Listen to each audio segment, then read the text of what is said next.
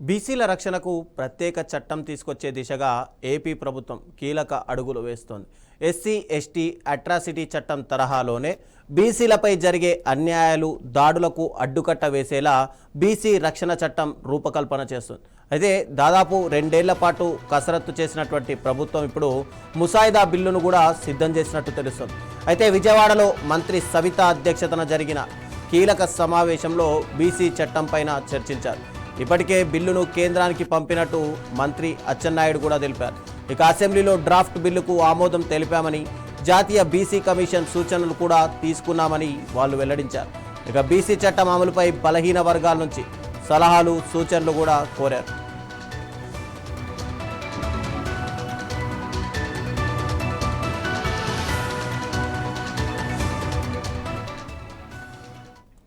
ఇదే అంశానికి సంబంధించి మరింత సమాచారం మా బ్యూరో చీఫ్ కృష్ణ అందిస్తారు విజయవాడ నుంచి. కృష్ణ, చెప్పండి, బీసీ చట్టం తీసుకురావాలనే దిశగా ప్రభుత్వం అయితే ప్రయత్నాలు చేస్తుంది. దాదాపు 2 సంవత్సరాలు కసరత్తు చేసినట్టుగా కూడా ప్రభుత్వం చెప్తుంది. అయితే ఇక్కడ ప్రభుత్వం తీసుకొచ్చేటువంటి బీసీ బిల్లు, బీసీ చట్టం కింద ఇక్కడ ఎస్సీ అట్రాసిటీకి సంబంధించి, ఎస్సీ ఎస్టీ అట్రాసిటీకి సంబంధించినటువంటి సేమ్ ప్రొసీజర్ ఉండే అవకాశాలు కనిపిస్తున్నాయా? ఏదైతే ఆంధ్రప్రదేశ్ ప్రభుత్వము బీసీలకి త్వరలో గుడ్ న్యూస్ అయితే చెప్పబోతున్నట్టు మనం చూసుకోవచ్చు.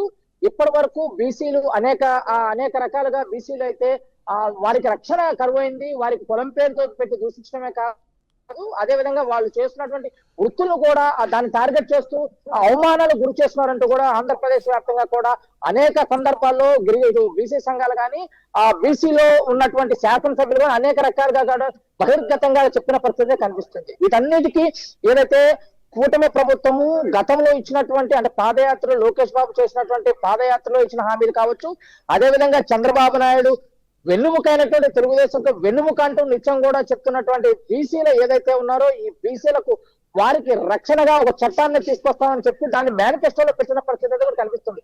ఆ దిశగా కూడా 2 ఏళ్ల నుంచి కూడా ఇప్పటికే ఒక ఏకసభ్య కమిషన్, అంటే రంజన్ మిశ్రా కమిషన్ కూడా ఒకదాన్ని ఏర్పాటు చేయటము.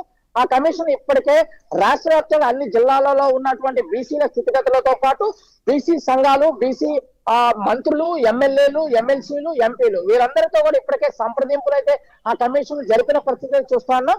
ఈ నెల 31వ తేదీ వరకు కూడా ఆ యొక్క కమిషన్ కి గడువు ఉండటము. ఈ నేపథ్యంలో కూడా ఈ రోజు విజయవాడలో ఉన్నటువంటి నడిగొడ్డున బీసీ మంత్రి సవిత ఆధ్వర్యంలో ఈ రోజు అయితే బీసీ మంత్రులు, అదేవిధంగా పార్థసారథితో పాటు కొండపల్లి శ్రీనివాసరావు, దాంతో పాటు ఎంపీలు, ఎమ్మెల్యేలు, ఎమ్మెల్సీలు వీరంతా కూడా ముసాయిదాను తయారు చేయడానికి వారంతా సలహాలు సూచనలు కూడా ఈ రోజైతే ఇవ్వటం అయితే చూస్తున్నాం. ఈ యొక్క సమావేశానికి రాష్ట్రంలో ఉన్నటువంటి మంత్రులు, అంటే బీసీలో ఉన్నటువంటి తెలుగుదేశం పార్టీ సంస్థ అందరూ కూడా ఈ రోజు ఈ యొక్క సమావేశానికి అటెండ్ అయినట్టు పరిష్కారంగా చూస్తున్నాం. ప్రధానంగా ఈ యొక్క బీసీలకు సంబంధించి వారు పడుతున్న ఇబ్బందులు కానీ, బీసీలు ఎదుర్కొంటున్న ప్రధాన సమస్యలైన వివక్షతో పాటు కులం పేరుతో పాటు వారు చేస్తున్న వృత్తిపరంగా కూడా అనేక ఇబ్బందులు ఎదుర్కొంటా ఉన్న పరిస్థితిని ఇప్పటికే బీసీ యొక్క నేతలు అయితే గ్రహించడం చూస్తున్న ఈ నేపథ్యంలోనే బీసీలకు సంబంధించి సరికొత్త చట్టం, అంటే ఏదైతే ఎస్సీ ఎస్టీలకు తీసుకొచ్చినటువంటి అట్రాసిటీ చట్టం తరహానే బీసీలు కూడా సరికొత్త చట్టానికైతే రూపకల్పన అయితే కాబోతున్నట్లు మనకు ప్రధానంగా అర్థమవుతుంది. ఇప్పటికే దీనికి సంబంధించి ఒక ముసాయిదా కూడా తయారైపోయింది. దానికి సంబంధించి సూచనలు, సలహాలు అన్ని కూడా ఈ రోజు అయితే మంత్రులు, నాయకులంతా కూడా ఇచ్చిన పరిస్థితి కనిపిస్తుంది. ఈ నేపథ్యంలోనే అసెంబ్లీతో పాటు మండలిలో కూడా దీనిపైన చర్చ పెట్టబోతున్నారు. రాబోయే అసెంబ్లీలో దీన్ని ఆమోదించి కేంద్రానికి కూడా పంపించి కేంద్రంలో కూడా దీన్ని ఆమోద ముద్ర వేయించాలన్నట్టు కూడా చాలా బలంగా సంకల్పంతో అయితే రాష్ట్ర ప్రభుత్వం కృషి చేస్తున్నట్టు అర్థమవుతుంది. ఇప్పటికే బీసీల్లో ఉన్నటువంటి ఏదైతే జనాభా ప్రాతిపదికన కానీ బీసీలకి ఇప్పటికే జనగణన అయితే ఇప్పటికే నడుస్తుంది. ఎన్నికలు 2 నెలల్లో స్థానిక సంస్థలు ఎన్నికలు ఉన్న నేపథ్యంలో ఎన్నికల తర్వాత నుంచి దీనిపైన సంపూర్ణమైన కసరత్తు ఉంటుందంటూ కూడా మంత్రి సవిత చెప్పిన పరిస్థితిగా కనిపిస్తుంది. ఏదైతే కేంద్రంలో ఉన్నటువంటి కేంద్ర న్యాయశాఖ మంత్రితో కానీ, అదేవిధంగా ఏదైతే న్యాయస్థానంలో ఉన్నటువంటి న్యాయ నిపుణులు సలహా తీసుకున్నారు, దాంతో పాటు ఏదైతే రాష్ట్రంలో ఉన్నటువంటి న్యాయ నిపుణులు సలహాలతో పాటు అన్ని వర్గాల యొక్క సూచనలు, సలహాలు తీసుకొని ఈ బిల్లు చాలా స్ట్రాంగ్ గా పార్లమెంట్ లో ప్రవేశపెట్టి ఈ దేశంలోనే మొట్టమొదటిసారిగా బీసీలకు ఒక రక్షణ చట్టాన్ని ఏపీ ప్రభుత్వం తీసుకొచ్చే విధంగా అయితే కృషి చేస్తున్నట్టు మనం చెప్పుకోవచ్చు. రవి, ఎస్, అంటే ఈ ప్రభుత్వం తీసుకొచ్చినటువంటి డ్రాఫ్ట్ ఏదైతే ఉందో దానిపైన బీసీ సంఘాలు ఇప్పటి వరకు ఏమైనా ఆమోదం తెలిపే విషయం కనిపిస్తుందా, లేదంటే వాళ్ళకి సంబంధించినటువంటి ఏమైనా డిమాండ్లు కానీ ముందు పెట్టారా? ఇప్పటికే దాదాపు రాష్ట్ర వ్యాప్తంగా ఆ రంజన్ మిశ్రా కమిషన్ కూడా అన్ని జిల్లాల్లో కూడా పర్యటించింది. అన్ని జిల్లాల్లో ఉన్నటువంటి బీసీ సంఘాలు ఏవైతే ఉన్నాయో బీసీ సంఘాల్లో అందరితో కూడా ఇప్పటికే చర్చలు అయితే నడిపింది. వారి దగ్గర నుంచి వినతులు తీసుకున్నారు. వారు ఏదైతే సూచనలు అయితే ఆ సూచనలు కూడా ఇప్పటికే పరిగణలోకి తీసుకున్నట్టు చూస్తాను.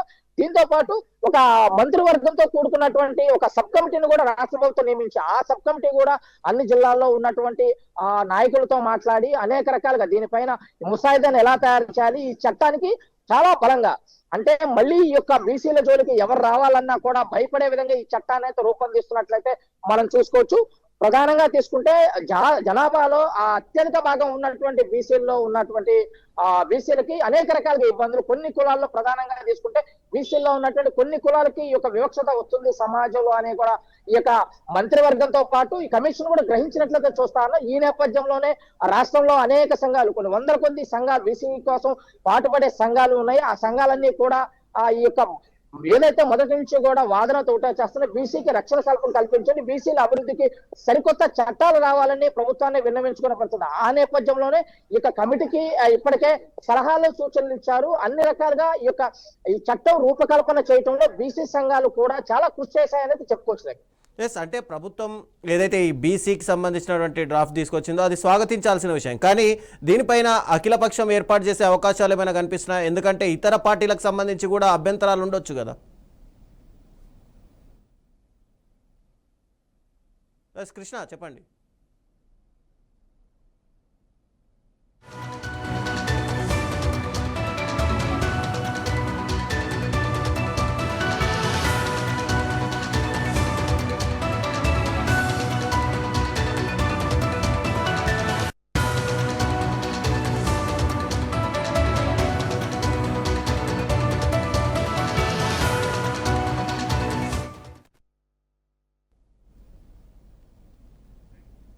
Yes, thank you Krishna.